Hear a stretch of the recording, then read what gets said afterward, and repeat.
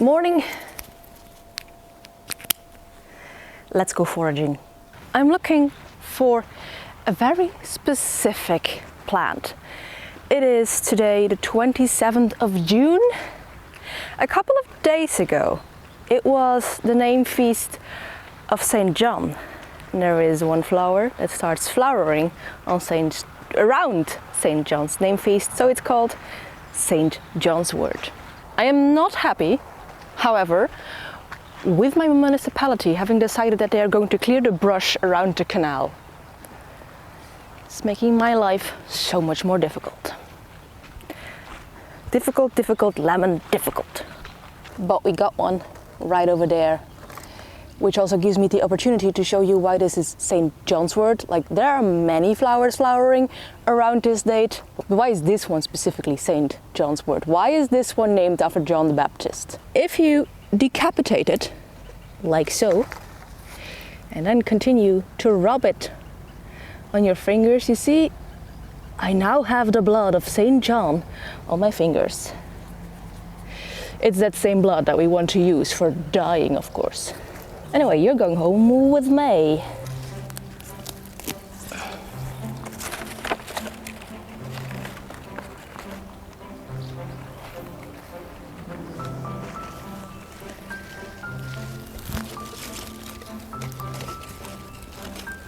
We'll check for ticks later.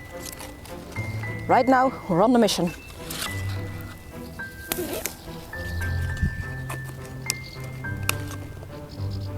Okay, leave the rest for the birds and the bees. If you are inspired to go do the same thing, to go forage for St. Johns Wort, I would advise you to check your local foraging laws. I know that what I'm doing here is perfectly legal, because it is legal in Belgium to forage next to public road space, which is where you're at, and I'm next to it, so whatever is here, I've got free play in it. But, for example, I cannot forage in a forest or on private land. Such are the rules that you have to play with.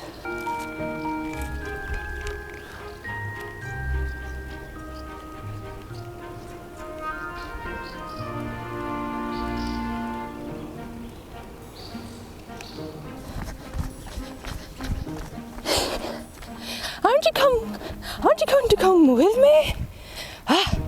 Now, while I just said that I didn't like the fact that my municipality has decided to cut a lot of the brush, I am still happy that this is possible around me, of course. I feel like there has been a movement in practically all Flemish cities and towns to have more natural greenery, and this is something of the last couple of years. Like, there was a trend that everything had to be kept neat, and now the trend is that we want wildflowers, and I am all here for it for many, many reasons, most of which are ecological and not just selfish for foraging. No ticks. Now, if you live on the same end, on the same continent as I do, and the thought of doing a dyeing project on the 27th of June makes you spontaneously combust, I too very much understand it. It is currently 7:15. I went out around 6:30 because currently that is the only time period of the day that it is bearable to be outside. So am I going to make my own misery worse by cranking on a stove? Very much so. But I'd rather be burned up than burned out, and this video is going to be released after Tour de Vlies so that I have some time to relax afterwards. Also, my hand is very, very speckled from all the St. Johns Wort. That is promising. And St. Johns Wort is probably the only plant I would deem worthy to add extra heat to my day for. St. Johns Wort is St. John's worth. Because if we do this correctly, we can get 4 colors out of this, out of one dye bath. I know, sounds impossible and very magical. My friend Etienne managed to get 3 in this video, so can we do better? Like, the plant is native to Europe. It's only naturalized in North America, so... Well, he's in Canada, but I'm counting the entire thingy. Let's hope that the European soil, its native soil, makes it so that we can get all 4. I don't know if it has anything to do with it, but let's make it a little bit of a competition, right? Check out his video, of course. St. Johns Wort, if you really want a very vibrant colors, you would dye with the flowers only, but since I have accidentally torn out so much of the green plant as well, I should have brought pruning shears or just scissors. That would have made my life so much easier. I'm going to go with the black plant tops just because I feel guilty for the rest of the plant. For the ones that I tore out, root and all, I'm actually going to try and establish them in my garden. Would be great to just have it here as well. This would save me an entire cycling trip. I did manage to pull some of just the tops off, but mostly that plant wants to come out whole. That was my experience. Hello, wood pigeon.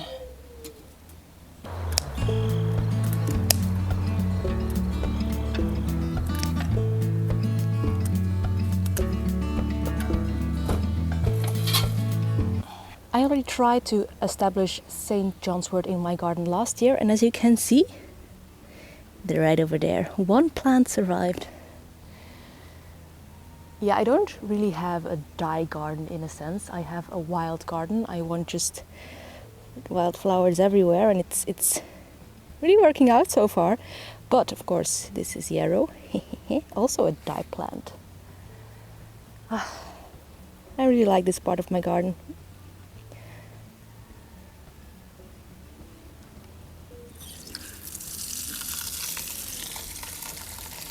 Yeah, the pot was a bit wet and now my stove is protesting. Anyway, we're going to simmer this until it turns a deep maroon. While we were on our foraging adventure, I also just mordanted a bit of wool. This is Carrie Hill. Yes, this is a little bit of the fleece that I am going to spin during Tour de Fleece. I thought, well, I can miss a little bit for dyeing purposes. Bleed for me, St. John! Bleed! Now, as we are working with flowers, they are rather delicate. I am not putting this on highest heat because we don't want to boil. Just a simmer. As we can see, it's getting quite red already after actually like maybe a quarter of an hour. I'd say that is a deep maroon color. I'd also say that the flowers don't look like they have much more to give in terms of color. They are looking very, very sad. So let's strain them off and start the process in which we hopefully get 4 colors. In Jenny Dean's Wild Color, it is said that we have to follow the order specifically as told in the book. I know, ew, not my jam. But we're going to do that because I actually want to achieve those 4 colors. And then the first step is to use mordanted wool, mordanted with alum, and then we will get green.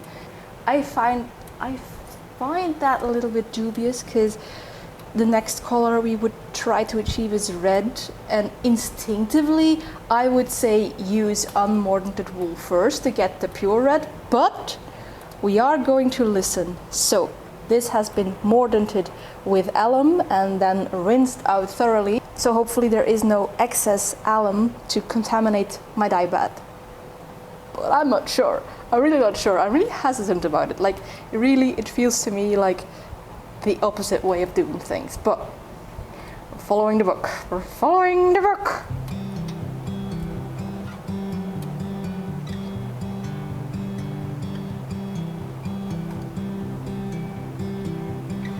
This should only take 20 minutes, according to the instructions.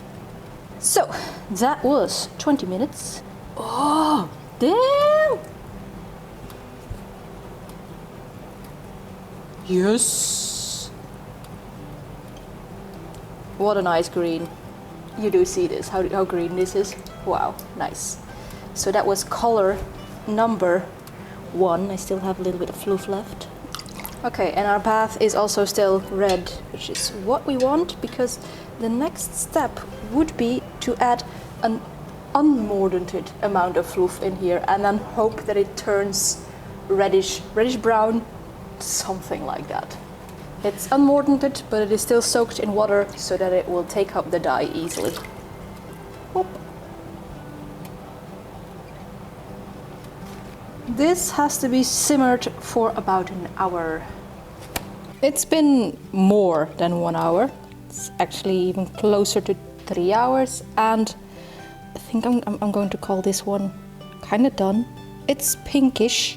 It's not as vibrantly red or pink as the book gives, but it's pink. I am going to call this good for color number 2. And now for color number 3. We want another mordanted bit of wool, and then we're going to leave that overnight. Now you'd think that because of the unmordanted wool being such a sad pale shade, like, I mean, it's pink, but it's also beige, that there isn't enough color still in the water yet. This mordanted wool is in here for, I don't think, even a minute. You see that? That's bright yellow. The magic of alum, right? Hello, it is the next day. Let's check on our results. What has approximately 18 hours in this dye bath done for our wool?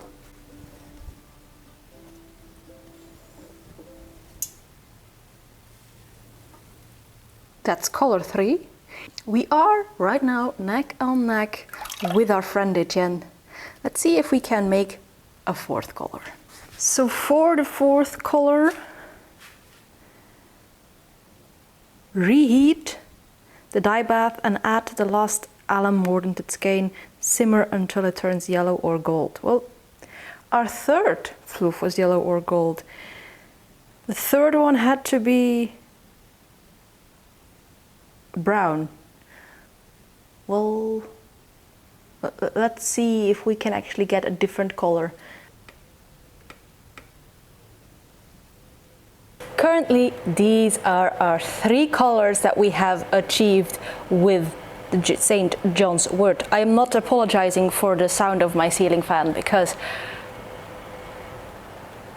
you know, currently Europe is in a heat wave and this is helping me survive. So you just gotta deal with that. Ceiling fan is on and we have 3 colors. Now these 3 colors, while clearly very distinct from one another, which makes, yes, St. Johns Wort, St. Johns Wort, they are neither the very vibrant shades that the flowers should give, nor the muted shades that the plant tops should give. So somewhere in between. I think the green really does resemble this green, but then my 3rd yellow is this.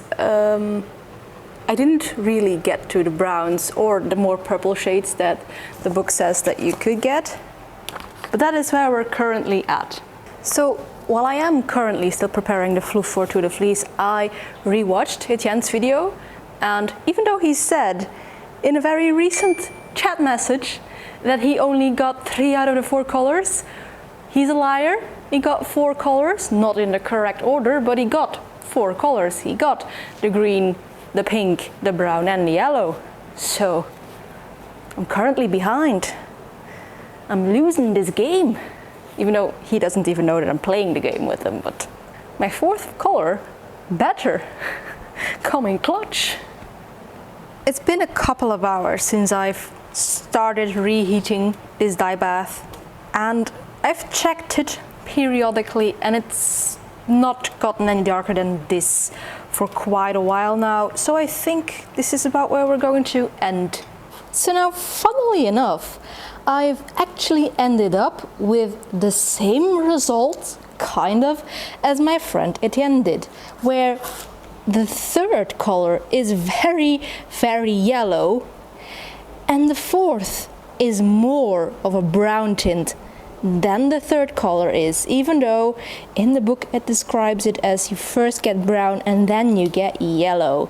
So we did get 4 very distinctly different colors from one dye bath. This is magic. This is one plant. You've just seen all of this come to life from the dye of one plant. That is magic. But it is, I repeat, not at all the same as what is described in this here book. So Etienne and I just chatted a little bit about the fact that both our dye baths number 3 are distinctively more yellow than our dye baths number 4. Well, this should have been brown. And one of the things that possibly could have an effect on this is that in wild color, Janadine says that for dye bath 3 you could use a mordanted or an unmordanted bit of wool to dye. And we both went with a mordanted wool. So, is the alum to blame, or are we? Maybe we did something wrong as well. Another possibility I see is that maybe there wasn't just enough dye stuff. There wasn't enough red pigment left to take up as brown. Now, this is all speculation. So I thought, well, let's go one step further and try to get proof. So I went to my different natural dyeing books. First, this one, Create Your Own Natural Dyes by Kathleen Schultz, because it is in English. However, I went through the entire list of possible dye stuff and there is no Hypericum Perforatum, no St. Johns Wort. Useless. I went to my French book, Plante colorante teinture végétale, Le Nuancier des couleurs, which does have Hypericum Perforatum. Now, this describes all kinds of ways to dye on linen, all kinds of ways to mordant linen. I must say, however, that this looks remarkably a lot more like the color that I got. I mean, just saying that maybe these colors are a bit more true to nature than the ones in wild color. However, it does also not solve my mystery because it does not give the entire 4-step process that Janadine gives. So, I think there is only one possible way of finding out how I could have achieved better colors, and that is just to try again. I've got more flowers! And if the issue was that there wasn't enough flowers in my dye pot, then I think we can remedy that now.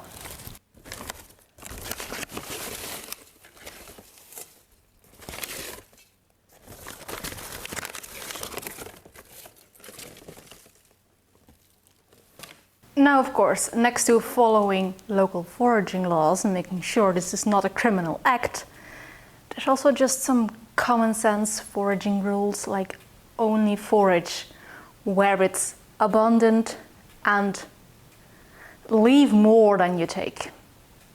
That might have seemed like a lot of flowers, but I've gathered them over a span of 10 kilometers. Which now took me double the amount of time that it usually does when I cycle it. I'll go change in some proper clothing and we'll check back on this later.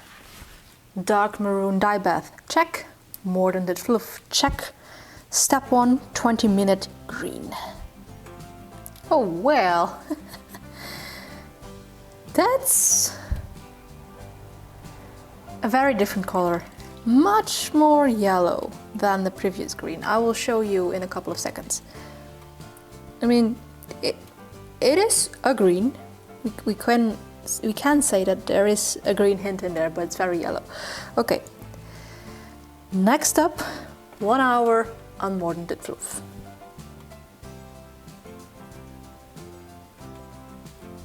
First try with St. Johns Wort, and this is the second.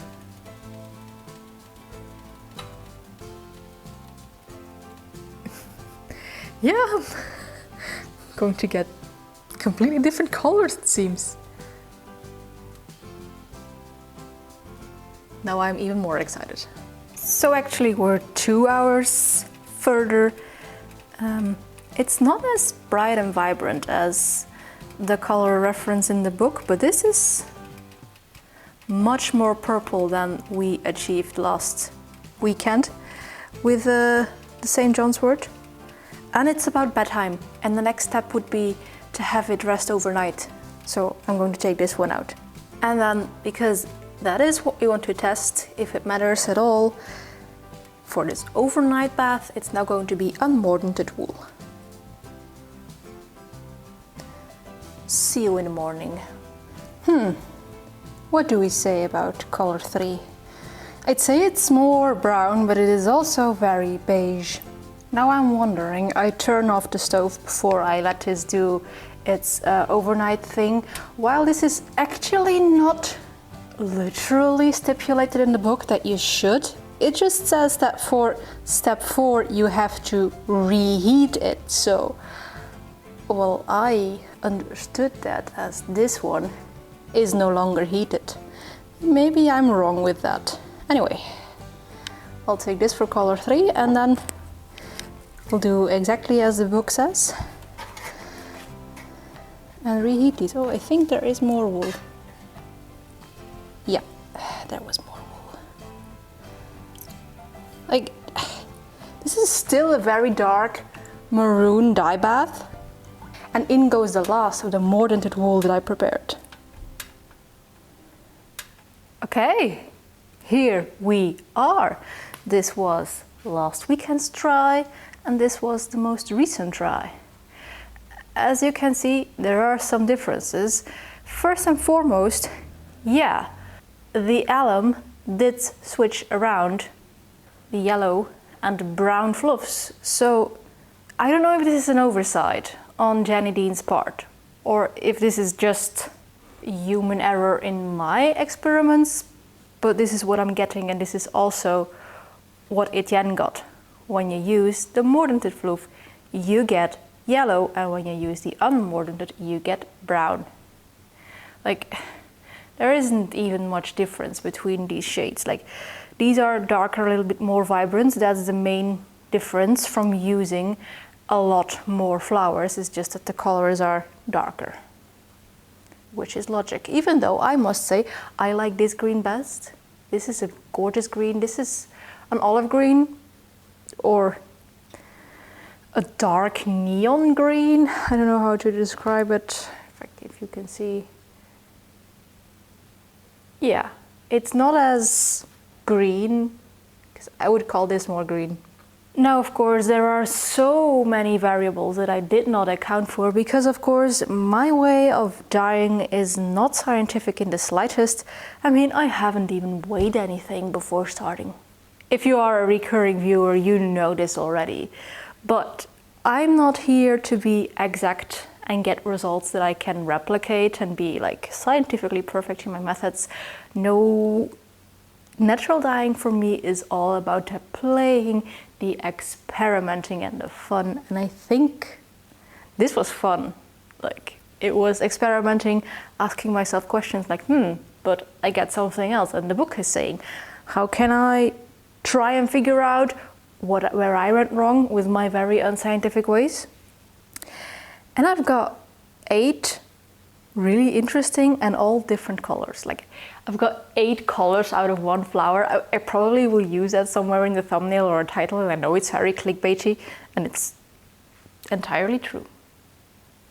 Yeah, especially this one, the purple. You know, purples are hard to find in colors around me, so I'm very happy with this.